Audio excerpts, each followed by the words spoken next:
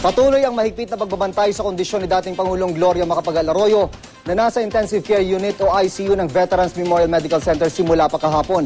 Ayon sa mga doktor, masela ng kondisyon ng kanyang puso. Narito ang aking report.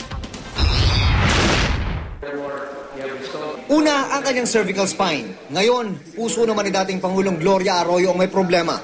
Natuklasan niyan nang ipa-ECG ang kinatawan ng Pampanga dahil sa pananakit ng dibdib habang nakakonfine siya sa Veterans Memorial Medical Center dahil sa naunang kondisyon na dehydration. Sa dalawang ECG, lumabas na meron siyang ischemia o yung kulang na dugong dumadaloy sa puso dahil sa mga nababarahang mga ugat.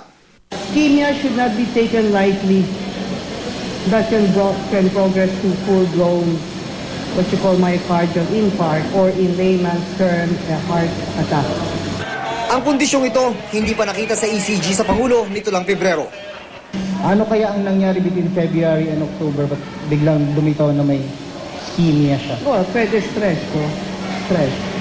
Dahil sa kondisyon ni dating Pangulong Gloria Macapagal Arroyo, kinailangan siyang ilipat sa intensive care unit ng VMMC. Hindi naman daw kailangan ng operasyon. Ang gagawin lang daw ay bibigyan ng gamot ang dating Pangulo para maalis ang bara sa kanyang puso.